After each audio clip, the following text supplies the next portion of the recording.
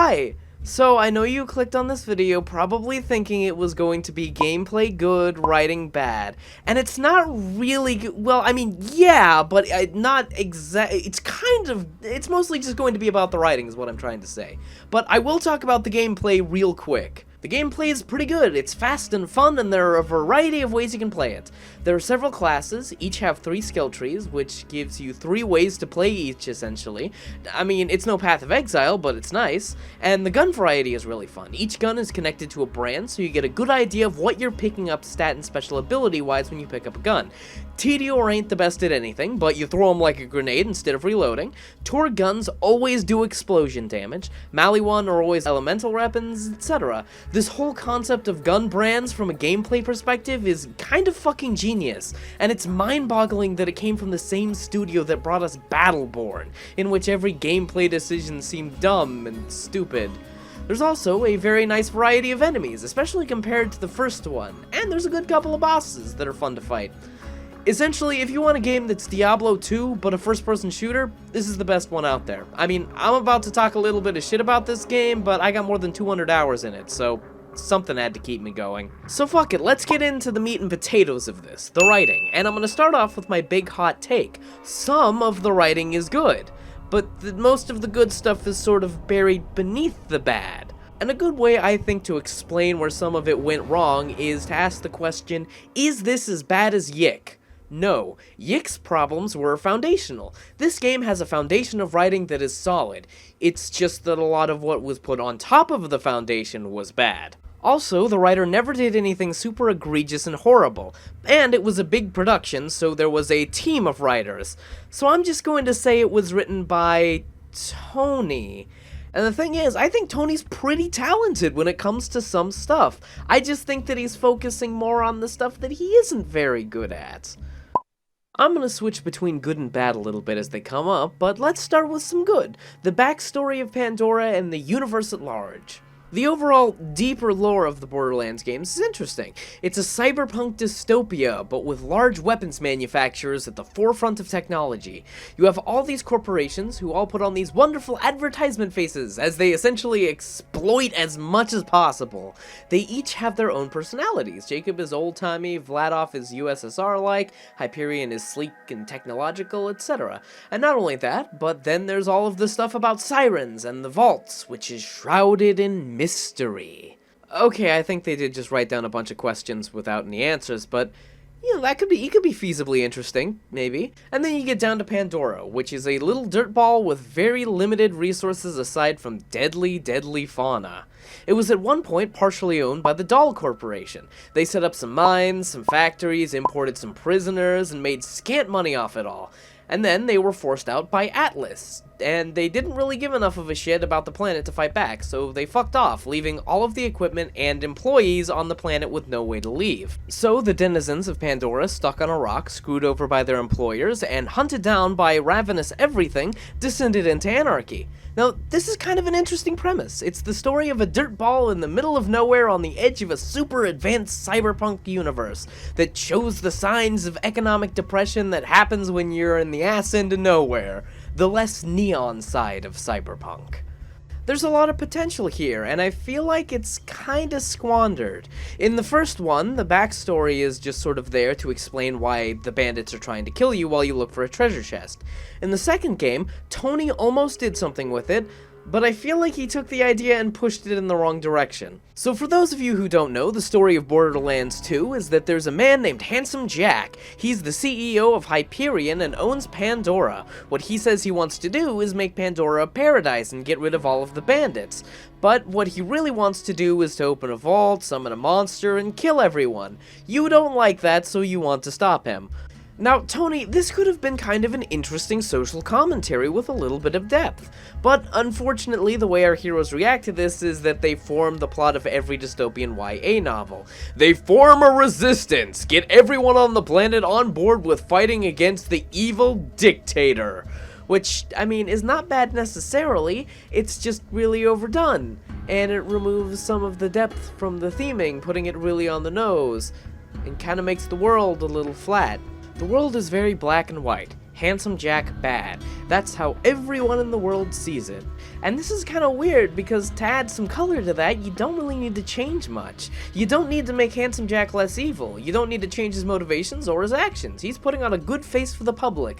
That's his whole name. So it's kind of weird that everyone hates him. He's out there saying he's going to kill all the bandits. That's his platform. It's a lie, sure, but it sounds pretty good. Wouldn't it be fun if you started out the game working for Handsome Jack until he asked you to kill a bandit that you find out is Lilith, and then she explains to you that he's doing bad things?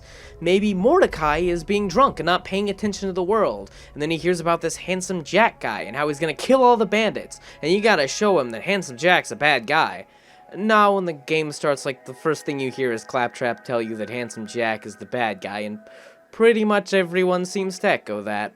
I mean, this isn't that big of a problem, Tony. It just feels like kind of a missed opportunity. Like, there was a bunch of dominoes that were set up, but the space in between the last one was a little too long.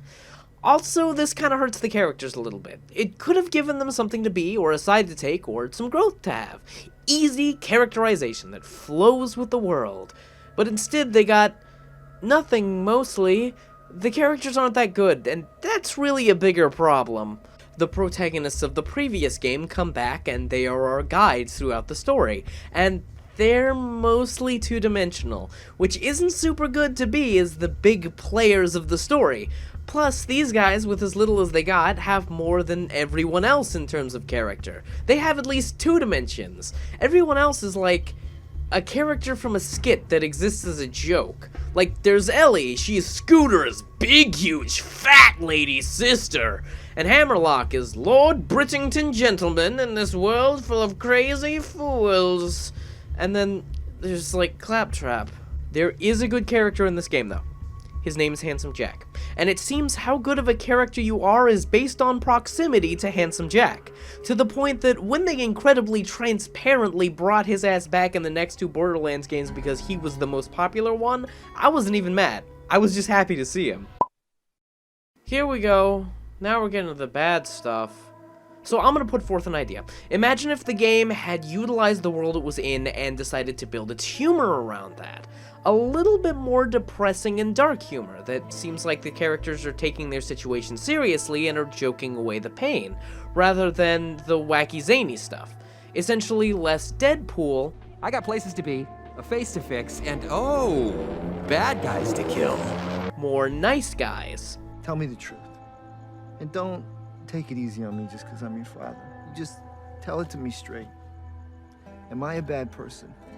Yes. But this probably wasn't ever going to happen. And I don't entirely blame Tony for this. Good old Rowdy Randy, based on every game his company has ever produced, seems to want this kind of humor in all of his games, so I think most of the blame lies with him. But that's not to say that Tony couldn't have toned the humor down. Now, this is the biggest problem with the writing, and it's the thing that most people have a hang-up with. The humor in this game is not super good, and that's even looking past the pop culture. Why am I looking past the pop culture references? I'm going to address those first. They have not aged well, because obviously they weren't going to.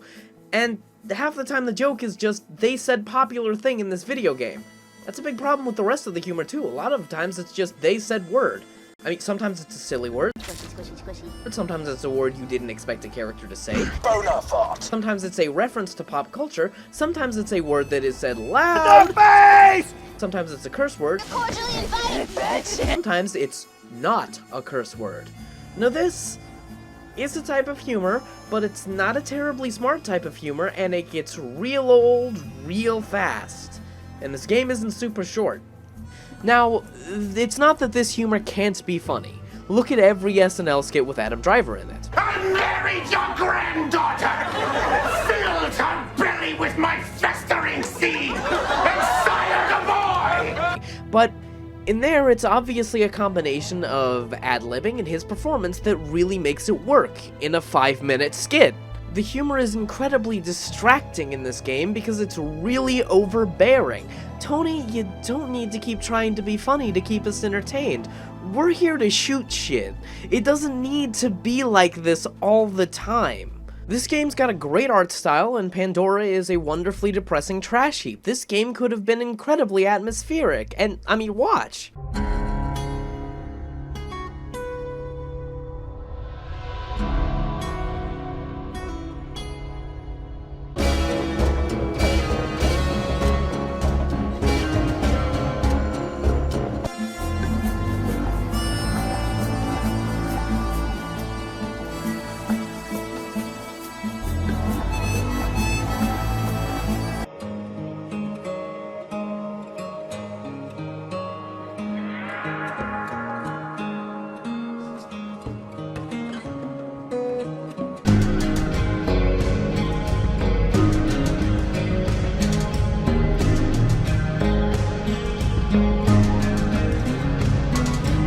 The soundtracks for both of these games I feel are criminally underrated. There's some really good shit in here.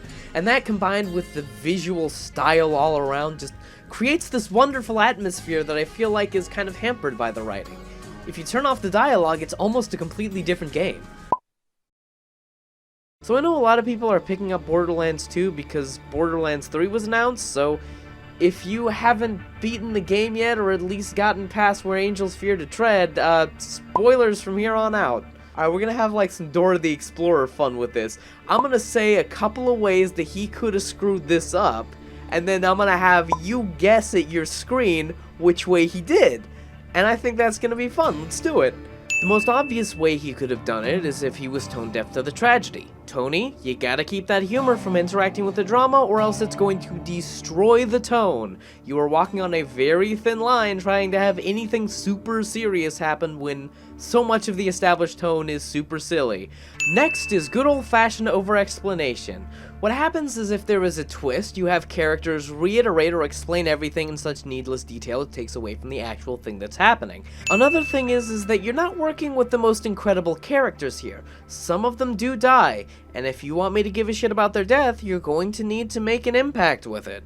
And finally, just not making it land. Tragedy, ironically, is like a good joke. If it comes out of absolute nowhere, it can fail because it feels forced. On the other hand, if you set it up too much, it doesn't land because you could see it coming a mile away. The best jokes and the hardest gut punches are the ones that are set up just enough so that the payoff is still surprising. Alright, the time has come. I'm going to roll some drums, and while I do, you scream out what you think he did to screw this up. Ready? Let's go!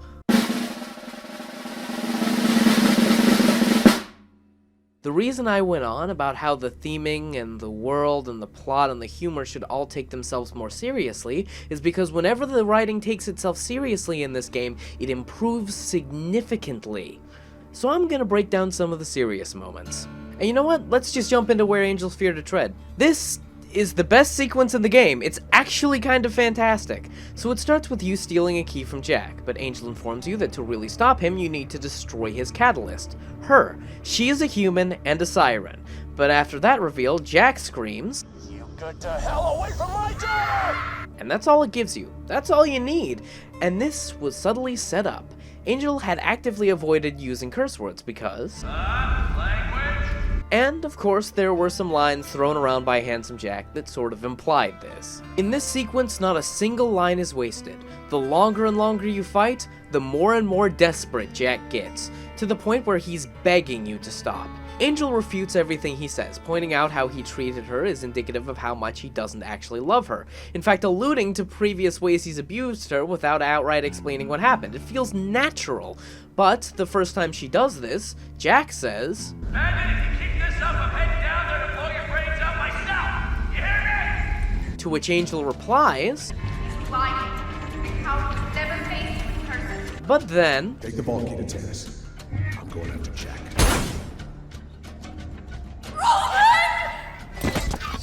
implying that he fully believed everything he said, and everything that Angel refuted during the fight. And of course it doesn't verbally go over this or explain that that's what he was doing, because it doesn't need to. I mean, we as the audience, we fucking get it. The only reason I'm saying it in words is because I wanted to point out that this growth moment is actually really clever.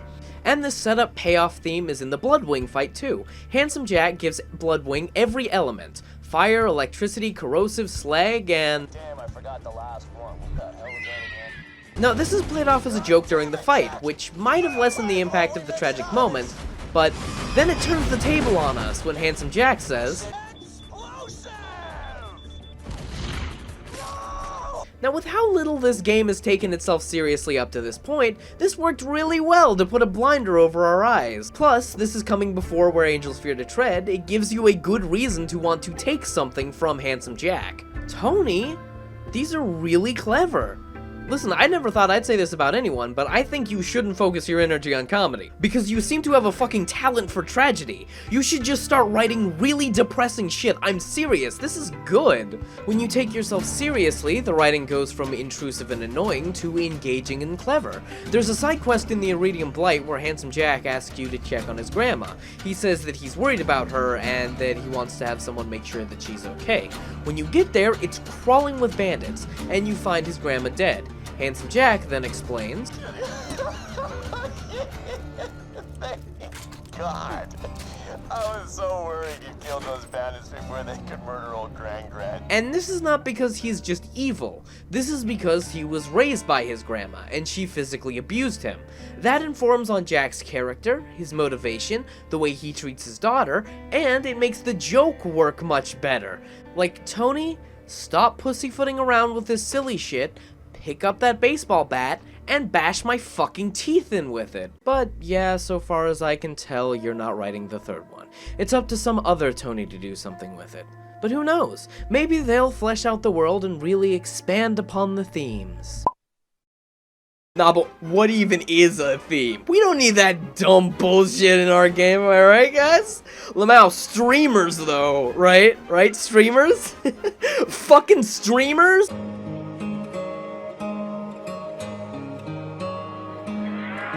I really like this paragraph where the new guy says that the reason for streamers being the villains is because it's following the themes of the villains in the Borderlands games being tied to video game culture, like Handsome Jack, a corporate egomaniac cocksucker who tries to play himself off as cool.